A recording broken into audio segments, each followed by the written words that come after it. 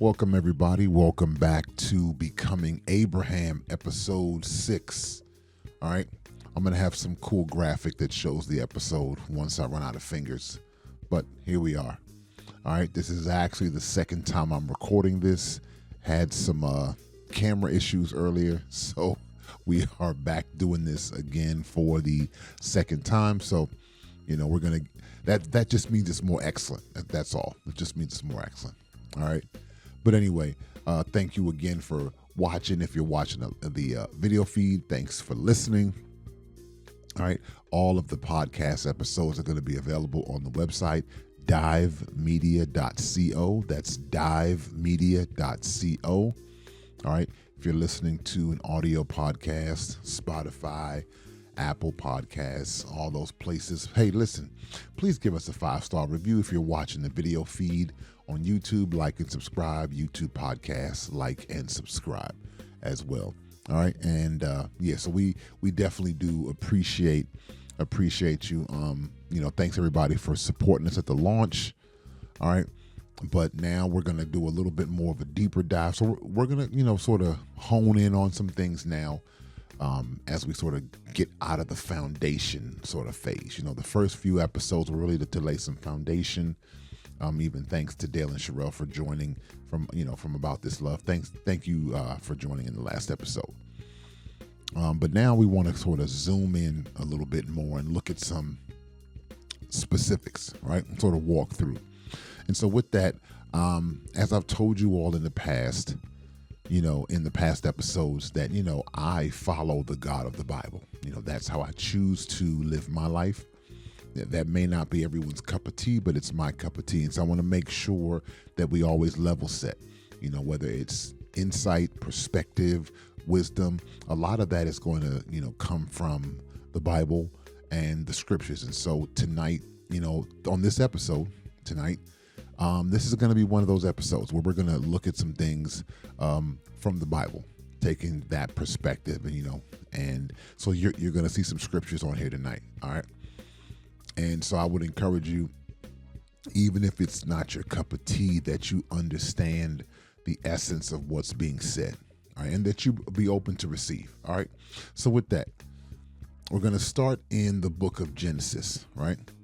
It's the first book of the Bible, right around chapter 11, right? So chapter 11, verse 30, verse 31, we're introduced to a man, not Abram, but we're introduced to another man. His name is Terah, Terah, however you pronounce it. Terah. We're introduced to this man, and he takes his family, okay? He takes his family, and they're heading to a place called Canaan.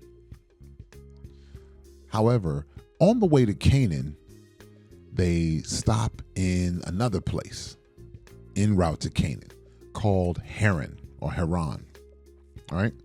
They stop there and they stay there. They kind of settle down, and they stay there so long that Terah eventually dies there. Right. You kind of stay and get a little comfortable. As you get older, it gets hard to, sort of move. I find myself as I'm getting older, trying to, I gotta change some ways. So it's kind of like where you see the saying, can't teach an old dog new tricks, right? You kind of get a better understanding of that as you get a little older. But anyway, so they stay in Haran so long that Terah ends up passing away. And that's the end of chapter 11. And then in chapter 12, the Bible zooms in now to Abram, our sort of main character here that we're going to talk about. It begins to zoom in on him. He was introduced in chapter 11, but chapter 12 begins to zoom in.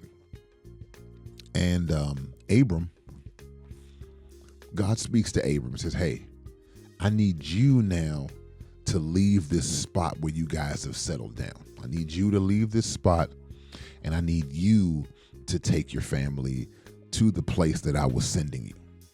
All right. Now, something immediately jumps out to me. And again, if you read Genesis chapter 12, first few verses, you'll see that Abram immediately recognizes that place to be Canaan. And they set out to go towards Canaan. And so I say, wow. What's amazing about that is it's clear Terah must have told him where they were headed. Okay, Terah was his father, and he must have told them, told Abram they were heading to Canaan initially before they settled in Haran. Because the moment that God speaks to Abram and tells him, I need you to continue this journey, I need you to take your family and continue on, Abram immediately identifies Canaan as the place where they're to go, which is amazing. And something, I think that speaks to something much broader. And it's the importance of, particularly when we're the first, we want to hold our things close, but there's a real true sort of blessing that comes from, and I don't just mean it in the spiritual sense, but we can gain a lot from telling others about the thing that we're doing. Now, I don't mean blabbing it to everybody on social media. No, that's not at all what I'm saying to do.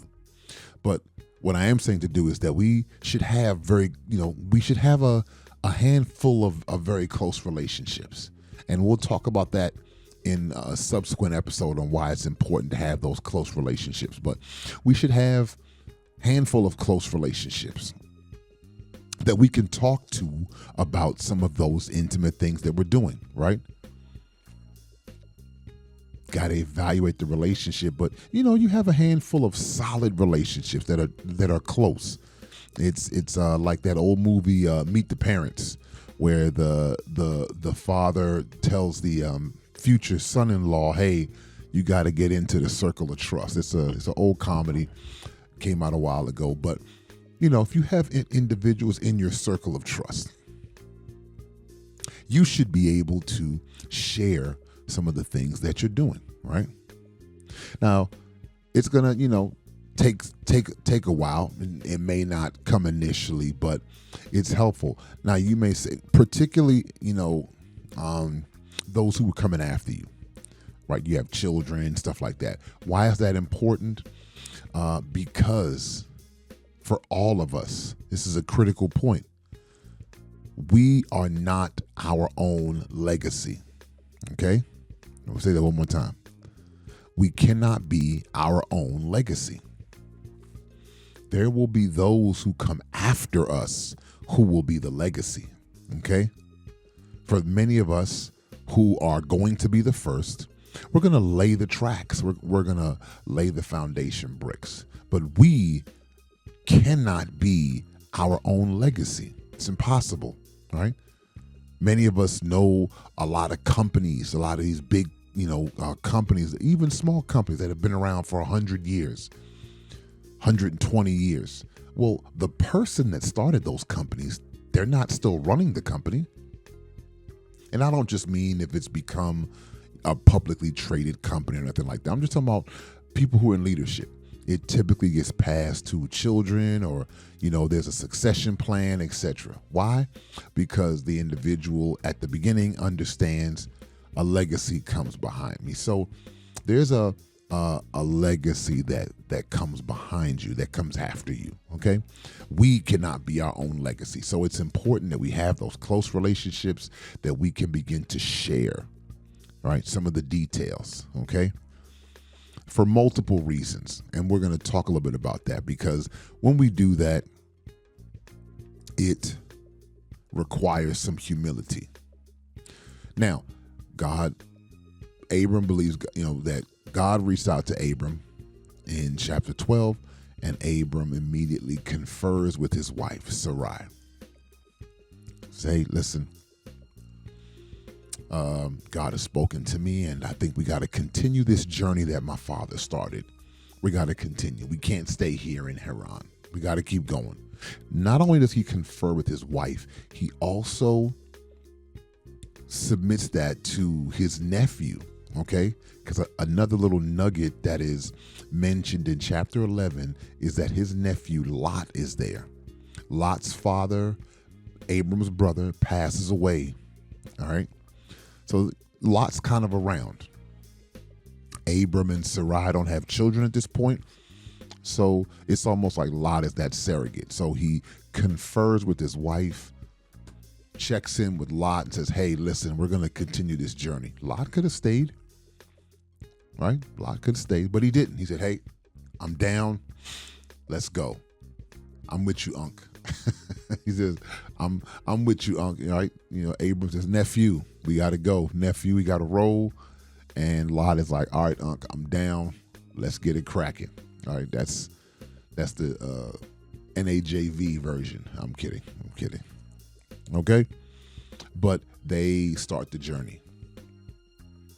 Abram has those close relationships, and so he is able to share some of the details. All right? He shared some of the details with his wife first, and then with his nephew. He didn't have to do that, but he chose to do that. He chose to share some of those details. So that's why it's important. Now, what does sharing those details do? And I know it's not easy, right? It's almost like, because when we have a thing, for those of us who are the first, when we have a thing, whatever your thing is that you're starting here, your business or a new job, or you're buying a house, or your marriage, or whatever you're starting out to do, right? It's almost like the little gremlin guy from Lord of the Rings. He had the precious. This is my precious, right? And you hold your little thing, and he wouldn't let anybody get close to it, and you don't want anybody to get close to your precious, so you hold it. You hold it super tight. This is the precious. But that's not the best way for you to be successful. It's not the best way for you to have a legacy. All right. Now, it's critical, like I mentioned in episodes 1 and 2, before we get to sharing, before we start sharing the details and any information, remember, we got to have that why solidified. We have to have our why locked down. And once we are secure and solidified in our why, then those close, intimate relationships, we can share the details. Why? Because they may be able to provide support, right? They may be able to provide insight. We're not going to know every single thing. We're not going to have all the details. We're limited. We're finite human beings. We have blind spots. We have different prejudices. We have different gaps in our knowledge base, whatever it is. We're not going to have the full scope.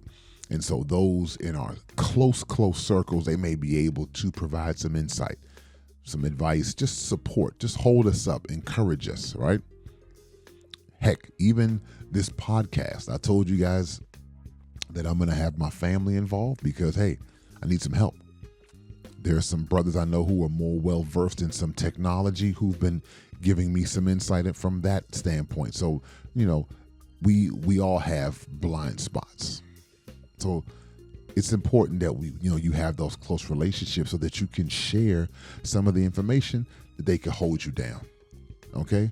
Now here's the sort of, chef's kiss piece to it, because once you get that started, once you sort of get that process going, there's two things that are critical. It's kind of the same coin, but two sides of the same coin.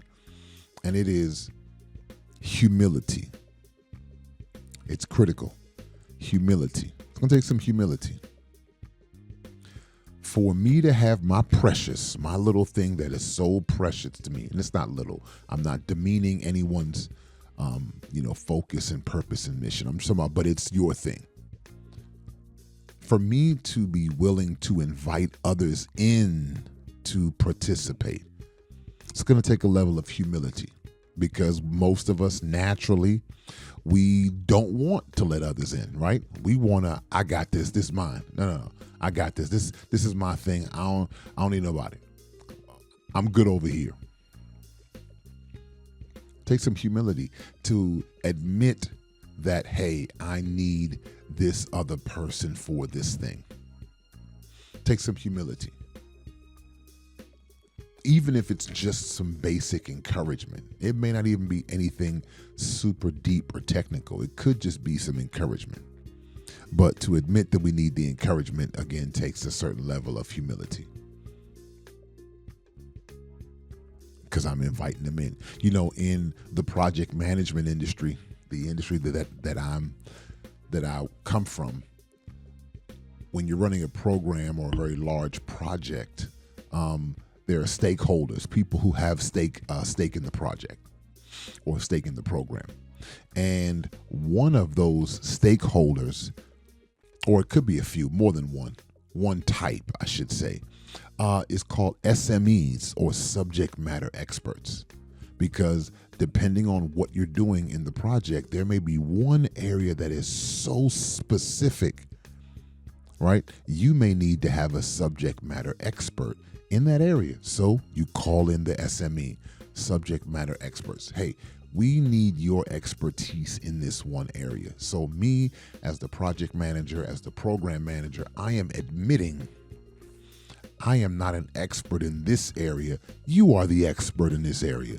So we are calling you in, all right, to be the subject matter expert in this one area. And that's what it's like when you have those close relationships and you can call others in to provide support, provide assistance, just provide some encouragement. But it takes some humility. Well, guess what? Now we flip the coin over. And we're the one being invited in, right? It is going to take humility on that side as well, because guess what? When you are invited in, when the invitation is given, and you come into someone else's space, guess what? You have to provide input, insight, expertise, whatever it is, just encouragement, again, while simultaneously acknowledging that you are not going to be the main character. That's going to be hard. It's going to be hard for a lot of people to give their all. And I don't mean you're taking it over, but don't do it half-heartedly, but do it for real. But for a lot of people, that's difficult to do that and still know that you are not going to be the main character. You are coming in merely to support, merely in a supportive capacity. It takes humility. We got to humble ourselves to say, you know what? I'm still going to provide excellent service. I'm still going to support my brother or my sister.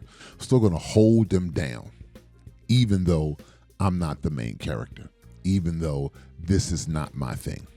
I'm still going to, do my best. That takes some humility. A lot of people don't do that because what do we say? Well, this ain't my thing. I mean, I'll throw this little bit in there here, but this ain't really my thing anyway. This is theirs. Take some humility to say, yeah, this is not my thing, but I'm still going to give them my best. There's a symbiotic nature to the whole thing. All right. Lot could have said, hey, man, that's your thing. You go do your thing, man. Go find Canaan, go do the Lord's work. God be with you, whatever. God bless. He said, nah, Unc, I'm going to hold you down. Let's go. Even wives, right? Our wives, many times as husbands, we may have crazy ideas. At least it might sound crazy. We have really great ideas, I promise you. No, I'm joking, but we may have an idea. And ladies, you may say, man, this thing sounds nuts. What is this dude talking about? This is crazy. What kind of time is he on? Now, I encourage you, if you follow God, the God of the Bible, you may have to pray about it. Really pray and ask God to show you what he showed that individual, showed that man. But it's going to take some humility to say, all right, yeah, I think this is what we're supposed to be doing. Okay. It takes some humility. So on both ends, it takes some humility. Okay. really just tying this back into episodes 1 and 2, that's why the why is so important. That's why having that why is critical. Because if I'm going to humble myself, I have to know why I'm doing that. Humility doesn't come natural. Come on, we don't really want to do that. But if I have a why, then I'm like, okay, this is why. This is why I'm doing this. So when the other individual gets on my nerves, or there's an offense, or there's a potential conflict or whatever, I still have a why. Okay? So it's important that we understand that. So it's going to take some humility. Now you see that humility begin to play out in Genesis chapter 12, because they go from being settled in Haran to becoming a little nomadic. They go to a place, they might stay here, and then the Bible says they would leave and go there and then go here, and they would build altars but they were on the move. They were moving around. They had a why, which sustained them. You go from a place of being comfortable to probably being a little uncomfortable. Anyone who has traveled and stayed in a bunch of different hotels and stuff like that, after a while that traveling gets a little tiresome. You're like, all right, I want to be settled. I need to go back home and settle down. Okay? They became a little nomadic. We're going to go a little further into this, but I want to start this thought.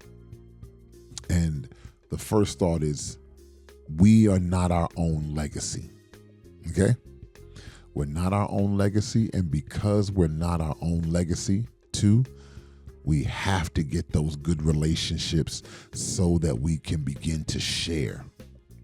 So that we can begin to share what is our precious. That precious, we can begin to share so that they can add the advice, the support, the encouragement, and hold us down. So, why are these things important? Well, for multiple reasons. One, we are not our own legacy. Okay? Remember, you're not your own legacy. I am not my own legacy. So we got to have those close relationships so that we can share for the support, for the encouragement, for the insight, for the advice, for the wisdom, so that others can hold us down, especially those that are coming after us. 2, for the humility, both sides of the coin. The humility that it's going to take to invite others in, to provide the support, the encouragement, right? The advice, the wisdom, etc. And on the other side, to accept when the invitation is given. Because remember, we are going to be the first to do this thing that we're doing. But guess what? There's going to be others who are going to be the first to do what they're doing. And they're going to need the advice, support, encouragement. And guess what? They're going to invite us in. They're going to invite us in. And we are going to have to be able to accept the invitation, knowing that we are not going to be the main character. Humility. There's humility on both sides. But ultimately, if we're willing to achieve that humility, we get that symbiotic relationship, right? If there's an interdependence that you see in a lot of faith communities from ancient times, which I believe personally what God meant for all of humanity to live in was a sense of interdependence. And in order for us to walk in interdependence, got to be humble, right? Got to be humble. I know it doesn't come naturally, and it doesn't even come immediately, but it's something that we should work towards, all right? Especially when we have our precious. So listen, guys and ladies, these are things that will add to you, right? So that you can execute your mission. You can execute your purpose. You can fulfill the thing that you see before you, that you're the first to do, right? You see it before you, but you've never seen anyone go before you, and you're having to sort of lay that groundwork.